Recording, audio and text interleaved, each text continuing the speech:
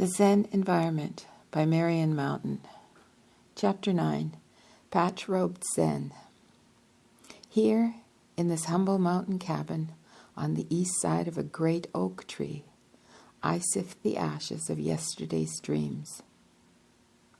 This incense bowl is carved from the root of a yucca plant that lived and died on Marble Peak. The yucca is not a plant to be judged by ordinary standards. Like the lotus, the yucca is a Buddha teaching us the way to live and the way to die. Year after year, the homely yucca sits alone on the mountain, doing shitkan taza up to the hilt. Year after year, it produces nothing but a clump of steel-gray, sword-like leaves.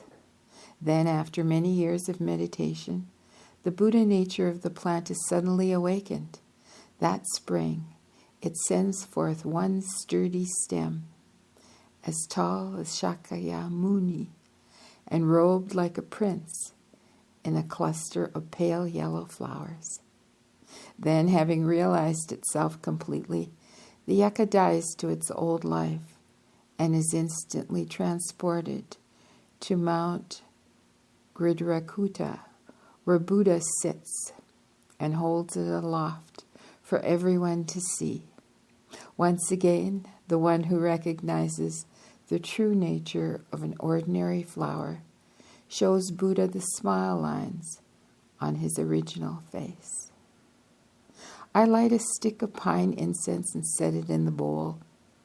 Soon the fresh fragrance fills the room, drifts through the cracks in the cabin walls.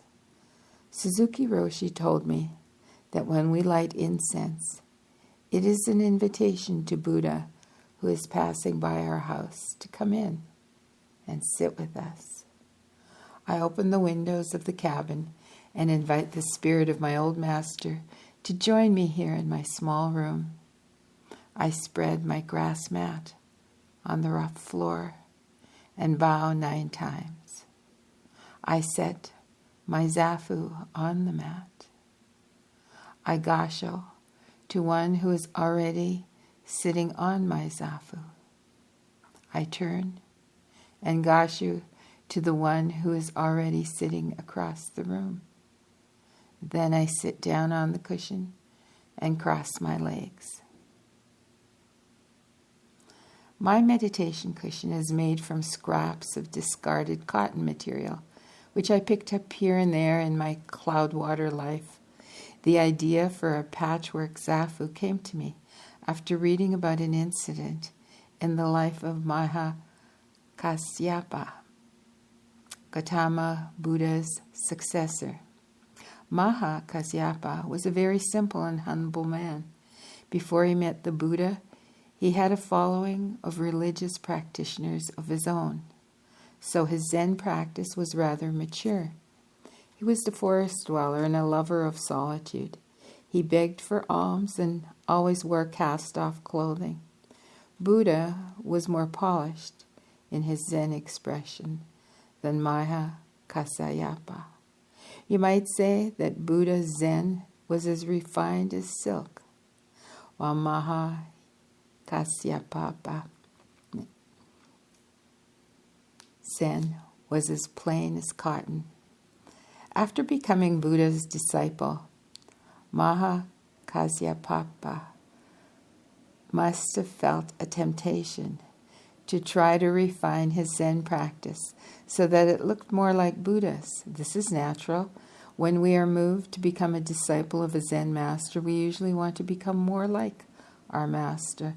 But if we try to imitate our Zen master, we will become nothing but an imitation. It takes most Zen students years and years to find this out by experience. But Maha Kasyapa realized this very quickly. It only took him 7 days. He realized that even though his own lifestyle, personality, and expression of Zen were different from Buddha's, underneath they were essentially the same. Not long after this insight, Maha Kasyapa had an opportunity to demonstrate his realization to Buddha, not in words, but more directly. As the two of them were out walking, Mahakasyapa saw Buddha turning off the road, and he knew intuitively that Buddha was planning to sit under a certain tree. Mahakasyapa folded his patched cotton robe to make a cushion, and he invited Buddha to sit on it under the tree. After meditating on Mahakasyapa's patched robe, Buddha said, "Friendly indeed, Kasyapa, is the patched cotton robe of yours.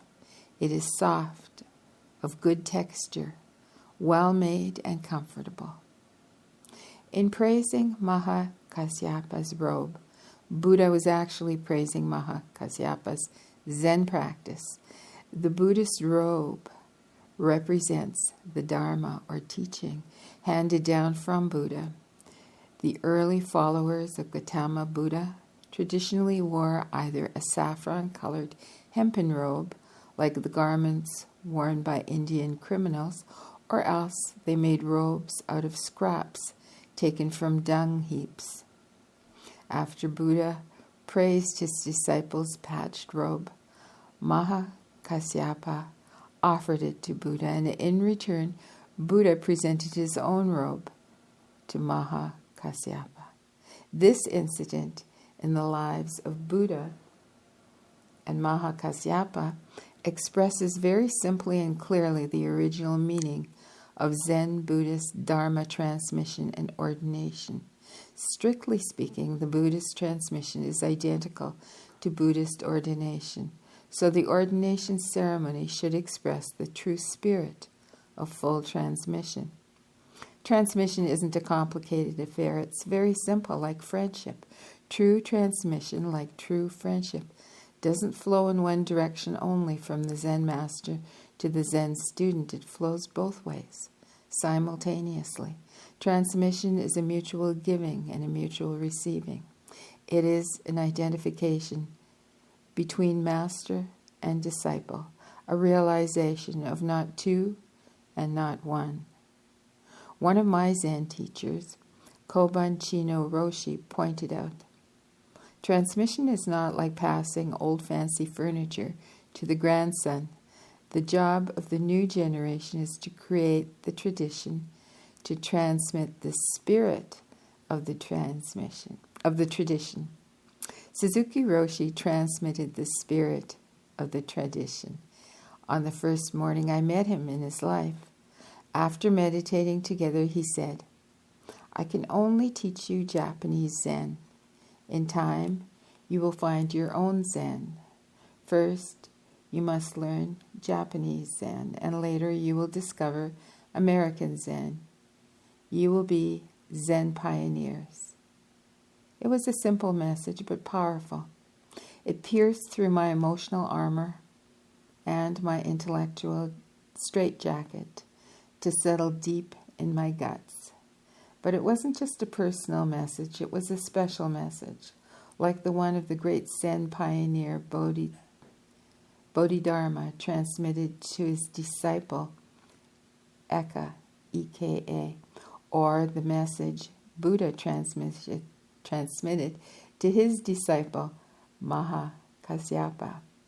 The spirit of a Zen transmission is always the same. It's only the form that changes.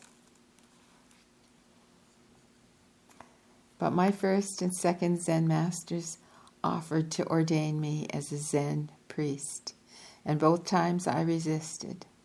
My karma would not allow me to be ordained as a Zen Buddhist priest, and it would not allow me to be ordained as a Zen Buddhist laywoman. I didn't exactly fit into either category. Ordination as a Buddhist priest usually takes place before full transmission occurs.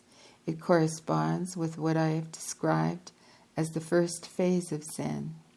Generally, it is the first Zen master who recognizes the Buddha nature of the Zen student and who ordains him as an Unsui, U-N-S-U-I, or Zen Buddhist monk.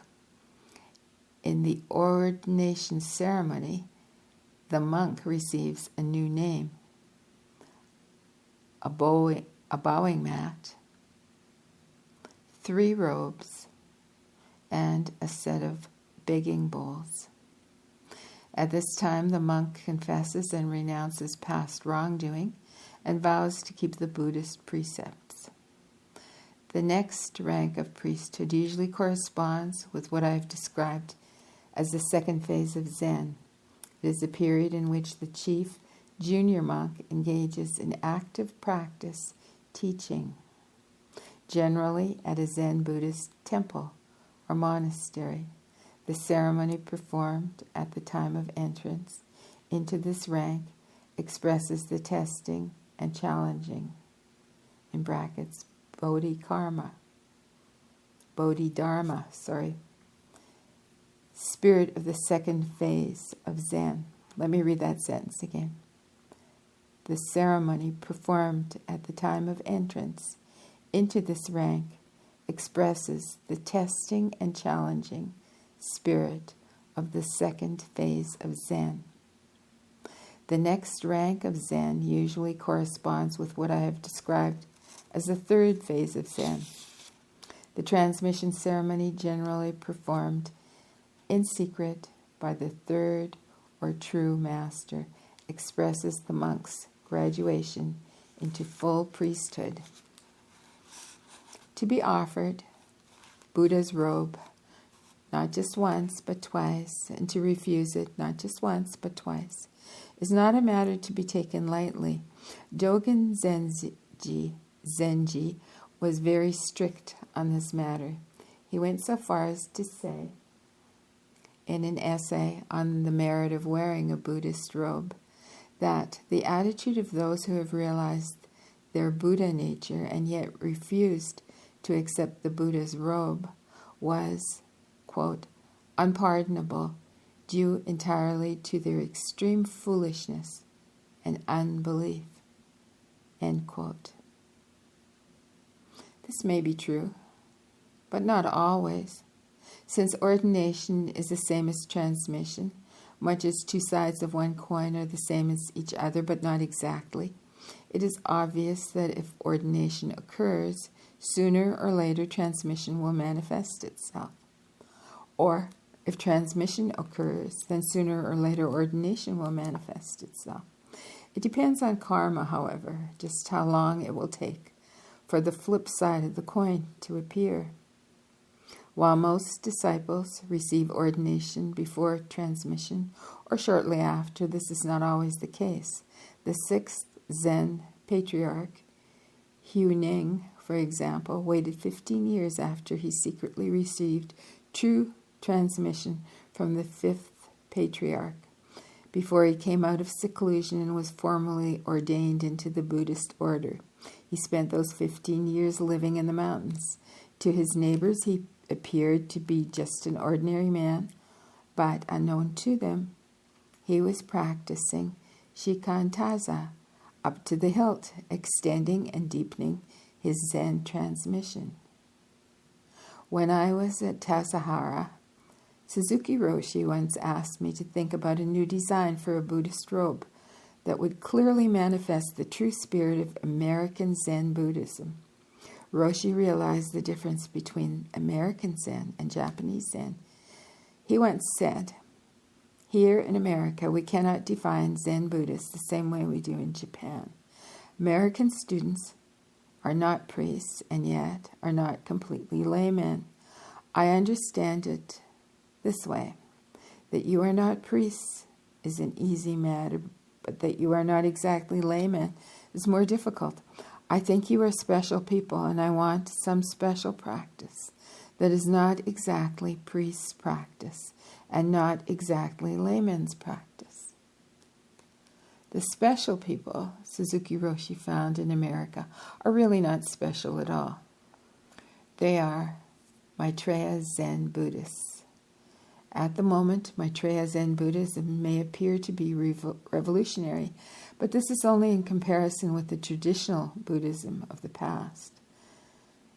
When Bodhidharma Buddhism was being developed in China, it too seemed revolutionary in comparison with the Shakyamuni Buddhism of India.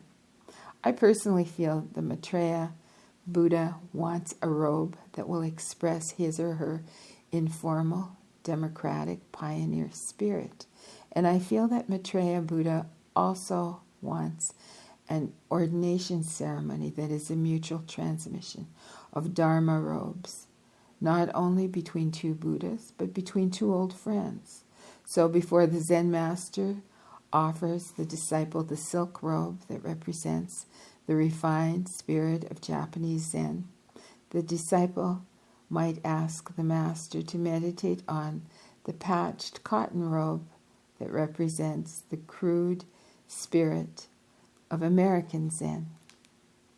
Come, Buddha, please sit for a while under this shadowless tree and meditate on my ragged hand-me-down Zen Dharma. I have patched it together from scraps of material, gathered from the garbage dumps of my Zen environment. This patchwork Dharma may look like a raggle-taggle affair, full of intellectual holes, but I think you will find it soft, of good texture, well-made and comfortable. Dogen Zenji pointed out that the materials for making a Buddhist robe may be either silk, cotton, or if these are unavailable, other materials.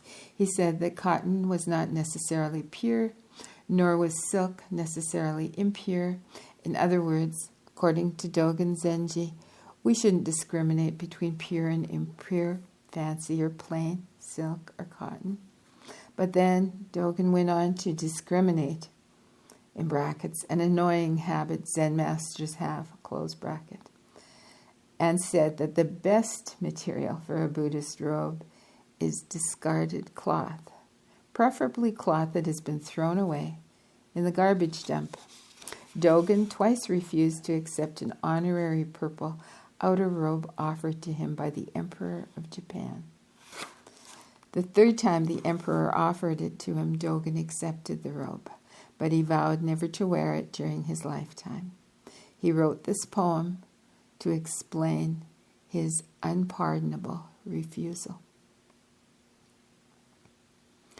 Shallow is the valley of Aheiji Temple, but grave is the edict of the emperor.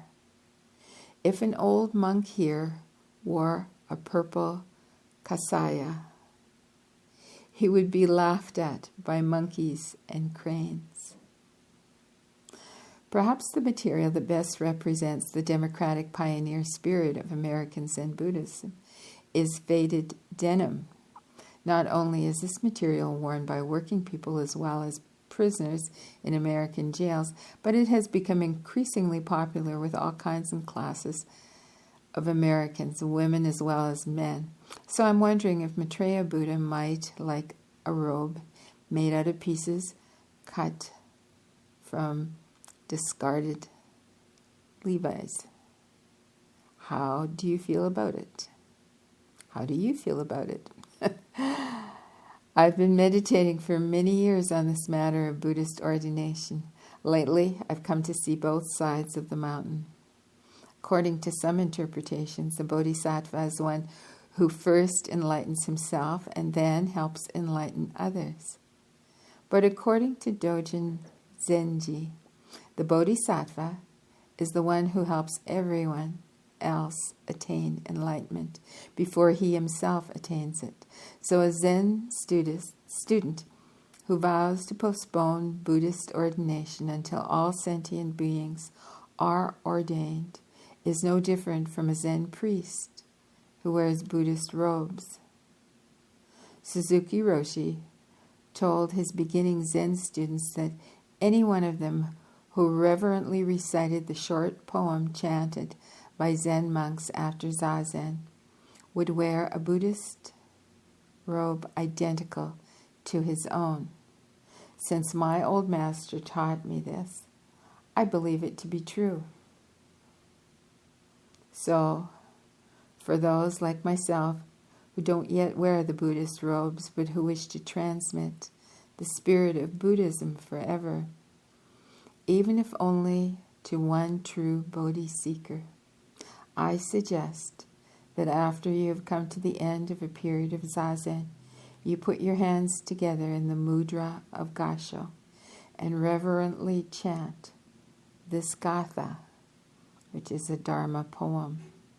The form of this robe, gatha, is not exactly the same as the one given to me by my master, but in essence it does not differ from the original, for both of them seep and trickle out of the same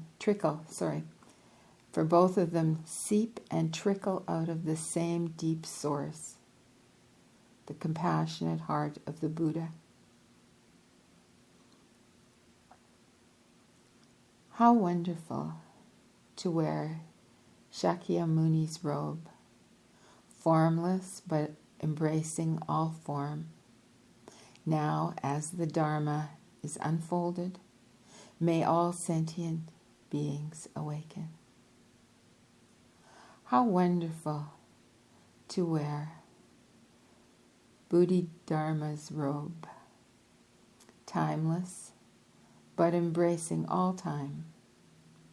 Now, as the Dharma is unfolded, may all sentient beings awaken. How wonderful to wear Maitreya's robe, uncreated but embracing all creation. Now, as the Dharma is unfolded, may all sentient beings awaken. There is nothing left now to do but to sway back and forth a few times.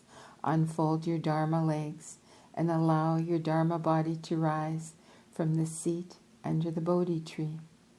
If we follow our Dharma feet, we will find ourselves once again walking along the road that leads from Bodhi to Benares.